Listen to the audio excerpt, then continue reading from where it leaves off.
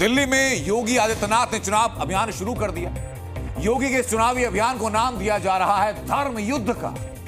योगी ने आज सीधा अरविंद केजरीवाल को निशाने पर लिया। योगी मुद्दे गिनाते गए और अरविंद केजरीवाल का नाम लेकर निशाना साधते गए। योगी के बयान आपको सुनाऊं, उसके पहले योगी के मंच की एक तस्वीर के बारे में आपको बताना बहुत ज्यादा जरूरी है। वो तस्वीर अपने आप में सब कुछ कहती है। ये वो तस्वीर जरा देखिए, ये योगी के मंच की तस्वीर है। ये मंच की तस्वीर इसलिए अहम क्योंकि योगी के आने से पहले इस मंच ने खुद अपने आप में एजेंडा सेट कर दिया। योगी यहां पहुंचे उसके पहले योगी का नारा पहुंचा, बटेंगे तो कटेंगे। और यही नारे की वजह से ये कहा जा रहा है कि योगी का ये चुनाव प्रचार दिल्ली में धर्म युद्ध का शंखनाद है।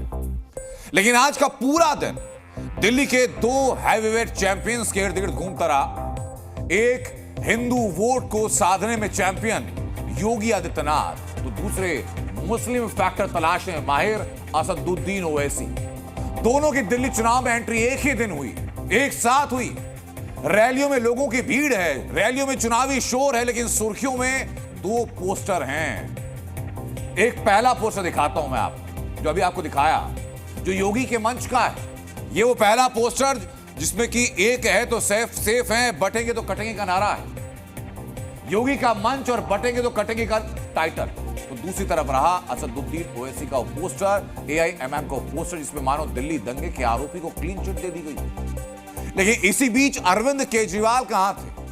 अरविंद केजरीवाल ने मंच से क्या क्या कहा और माइक पर कौन कौन सी खुद को बताए जा रहे अपशब्द लाइन से गिना दिए, वो सब मैं दिखाऊंगा। उसके पहले आज के धर्म युद्ध का ट्रेलर आपको देखना चाहिए।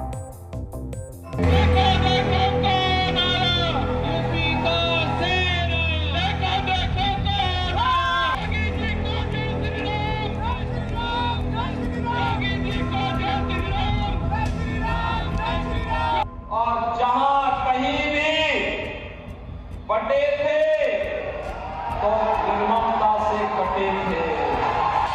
बाबा आकर बोलना शुरू कर दिए, बटेंगे तो कटेंगे। एक मंच से योगी की दहाड़ तो दूसरे से ओवैसी की ललकार। समझो मेरी बात को। एक तरफ महंत मुख्यमंत्री का ऐलान तो दूसरी तरफ हैदराबादी भाईजान। दिल्ली चुनाव में योगी आदित्यनाथ और असदुद्दीन ओवैसी दोनों उतर चुके हैं और फर्स्ट डे फर्स्ट शो में दिल्ली के चुनाव का मूड सेट कर दिया गया। ये दुर्गति करने का सबसे बड़ा अपराधी कोई है तो और कोई नहीं, अरविंद केजरीवाल नाम का जीव इसका सबसे बड़ा अपराधी है, सबसे बड़ा अपराधी है। बहनों और भाइयों, यहां झूठ बोलने की ATM है। सुबह से लेकर सायकाल तक एक से एक झूठ को बड़ी होशियारी के साथ गढ़ने वाला व्यक्ति है। योगी जब दिल्ली के करोल बाग में अपनी दूसरी रैली के लिए पहुंचे तो मंच पर लगे एक पोस्टर पर सभी की नजरें ठहर गईं। बटेंगे तो कटेंगे। दो विधानसभा चुनाव में जिस एक नारे ने जीत दिलाई, उस नारे की गूंज अब दिल्ली के दंगल में दिखने वाली है। हरियाणा विधानसभा चुनाव से लेकर महाराष्ट्र विधानसभा चुनाव तक खूब चला और योगी आदित्यनाथ लगातार अपने इस बयान पर कायम भी रहे। उसके साथ ही एक है तो सेफ है का नारा जो प्रधानमंत्री नरेंद्र मोदी ने दिया, उसको भी यहाँ प्रमुखता से रखा गया। योगी के मंच पर योगी के इस नारे ने दिल्ली में बीजेपी की लाइन सेट कर दी। दिल्ली में बिजली की कट बहुत ज्यादा है, पानी नहीं है, जन सुविधाएं नहीं है, लेकिन इन्होंने बांग्लादेशी घुसपैठियों की मदद से यहां पर इनके पार्षद और इनके पदाधिकारियों ने मिलकर के 2020 में किस निर्ममता के साथ दंगा करवाने का काम किया था, कैसे शाहीन बाग में इन्होंने अराजकता और गुंडागर्दी करने का काम किया था। और योगी आदित्यनाथ के नारे का इंपैक्ट भी इंस्टेंट ही हो गया। इस कैंटीन में हर तरह के लोग बैठे हुए हैं, सब चाय पीने एक साथ में। ऐसे ही हर यहाँ माहौल है दिल्ली में, कोई नहीं बटाए। आपको क्या लग रहा है? योगी जी कह रहे हैं कटोगे तो बटोगे। गलत बात है। गलत बात है। जी जी। कोई कट नहीं रहा, कोई बट नहीं रहा। नहीं, यूनिटी होनी चाहिए। ना भाई हम कट रहे ना हम बट रहे, वो खुद कट रहे हैं खुद बट रहे हैं, हम तो सही अपनी जगह बैठे हैं। एक पोस्टर योगी के मंच पर लगा तो दूसरा दिखा AIMIM की रैली में। इस पोस्टर को देखिए, सलाखों के पीछे दिल्ली की ओखला विधानसभा क्षेत्र का प्रत्याशी शिफाउर रहमान है, लेकिन इस पोस्टर में कोर्ट के वर्डिक्ट से पहले पार्टी ने निर्दोष साबित कर दिया।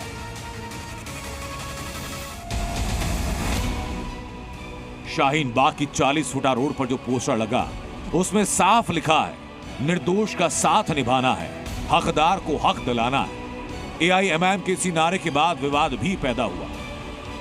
दिल्ली के चुनाव में पोस्टर वॉर का दौर पहले शुरू हो चुका है, लेकिन इन दो नए पोस्टर के सामने आने के बाद एक सवाल जो फिर उठ रहा है, दिल्ली का रण धर्म युद्ध या ध्रुवीकरण। तो दिल्ली में धर्म युद्ध या ध्रुवीकरण पर बहस तो छिड़ चुकी है, लेकिन इसका ग्राउंड पर इंपैक्ट क्या हो रहा है यह समझना भी जरूरी है। दिल्ली में करीब ऐसी 9 सीटें हैं जहां मुस्लिम वोट बैंक निर्णायक है, तो हिंदू वोटर्स को लुभाने की पार्टियां पुरजोर कोशिशें कर रही हैं। लेकिन पोस्टर पर दिल्ली के हिंदू और मुस्लिम बहुल मोहल्लों के लोग क्या कहते हैं, अब सुनवाता हूं। योगी जी हमारे साधारण नेता नहीं रहे हैं। अच्छा। पूरी दुनिया में उनका डंका बज रहा है। सभी लोग कहते हैं हमारे यहाँ योगी जैसा CM और PM होना चाहिए। ये दिल्ली की जनता इस बार केजरीवाल को थोड़ा बहुत साइड करेगी। योगी जैसा CM हर एक को चाहिए, पूरा देश चाह रहा है कि हमारा CM योगी जैसा हो, और वो यहाँ पर आ रहे हैं तो एक तरफा माहौल बनेगा निश्चित तौर पर। योगी है तो मुमकिन है, मोदी है तो मुमकिन है, किराड़ी की जनता परेशान है, हैरान है। बिल्कुल फर्क पड़ेगा। केजरीवाल का भ्रष्टाचार बहुत है। CAG की 14 रिपोर्टें अभी वो नीचे दबा के बैठे हुए, काम कुछ करा नहीं, सब सारा ठीक रहा, LG के ऊपर फोड़ देते हैं। बाबा की राजनीति से बढ़िया राजनीति आज तक यूपी में हुई नहीं कभी। 72 साल की उम्र मेरी हो गई, ऐसा मुख्यमंत्री नहीं आया यूपी में। दिल्ली में बुलडोजर नहीं चलेगा। क्यों? बुलडोजर बाबा नहीं चलेंगे, दिल्ली में नहीं चलेंगे। क्यों नहीं बुलडोजर चलेगा? नहीं चलेगा सर, नहीं चलेगा। योगी फैक्टर यूपी में काम करेगा, वहाँ जो वो योगी जो करते हैं ना हिंदू मुस्लिम, वो वही काम करेगा, यहाँ नहीं। कुछ भी नहीं होगा योगी के आने से होगा क्या? योगी तो पहली बार तो EVM चलता है वहाँ पर, तो यूपी में तो EVM से जीतता है वो, वैसे वहाँ पर भी नहीं आएगा अगर EVM ना हो तो। योगी साहब जसोला में आकर केवल अपनी बातें बोलकर चले गए, उनका यहाँ कोई फर्क पड़ने वाला नहीं है। जनता यहाँ की पढ़ी लिखी है, समझदार है, बाबा के चक्कर में नहीं आने वाली। हो गया यूपी में क्राइम खत्म, उससे ज्यादा कम तो दिल्ली में क्राइम है भाई, यूपी में कहाँ खत्म हो गया। अपनी पार्टी को ही बचा ले यूपी के अंदर, इस बार उन्हीं की सरकार गिर रही है यूपी के अंदर। दिल्ली में आके वो माहौल ही बेकार करेंगे, कुछ और फायदा नहीं है उनका आने का। तो एक तरफ दिल्ली में आज 2 फायर ब्रांड नेता आमने सामने थे, एक हिंदुत्व के मुद्दे पर वोट को कंसोलिडेट करते हुए दिखाई पड़े, तो एक मुस्लिम मोहल्लों में मुस्लिम वोट बैंक में सेल की कोशिश बनी।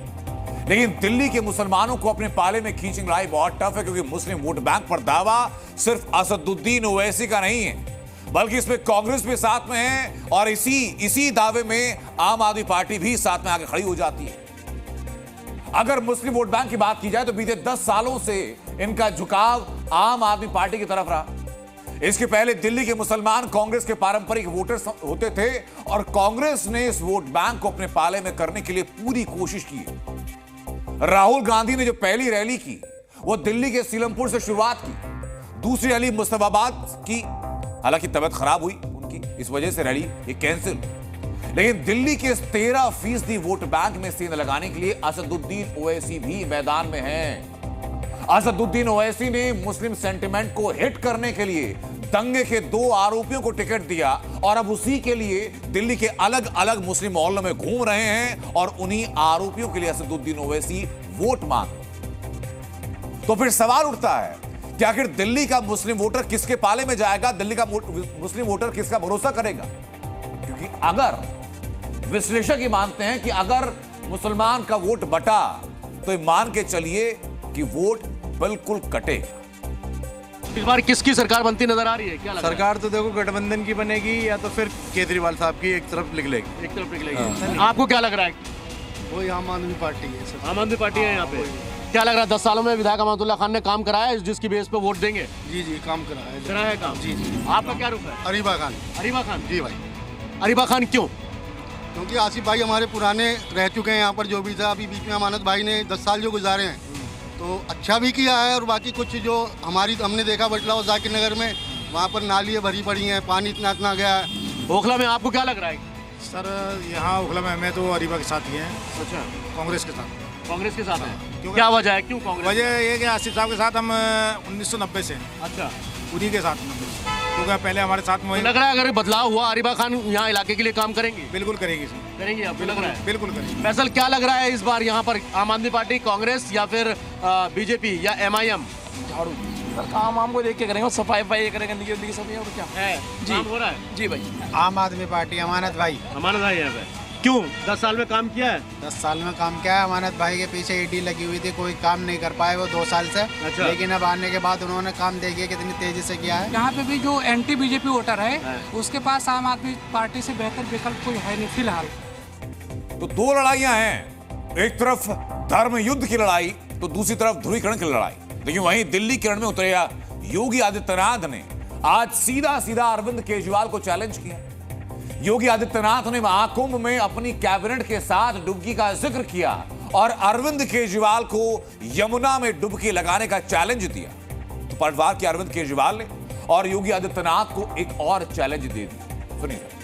अगर एक मुख्यमंत्री के रूप में मैं और मेरे मंत्रीगण प्रयागराज के संगम में स्नान कर सकते हैं तो मैं पूछना चाहता हूं दिल्ली में आम आदमी पार्टी के अध्यक्ष से अरविंद केजरीवाल जी से मैं पूछना चाहता हूं क्या यमुना जी में वह भी अपने मंत्रियों के साथ जाकर के स्नान कर सकते हैं क्या? अभी मैंने इतनी सारी जनता से पूछा, जनता बता रही है कि दिल्ली में 24 घंटे बिजली आती है। हमारी दिल्ली में 10 साल से सरकार है, हमने दिल्ली में 10 साल तो क्या 5 साल में हमने 24 घंटे बिजली कर दी थी। मैं योगी जी से पूरी विनम्रता से पूछना चाहता हूं उत्तर प्रदेश में कितने घंटे के पावर कट लगते हैं, जरा बताएं हमको।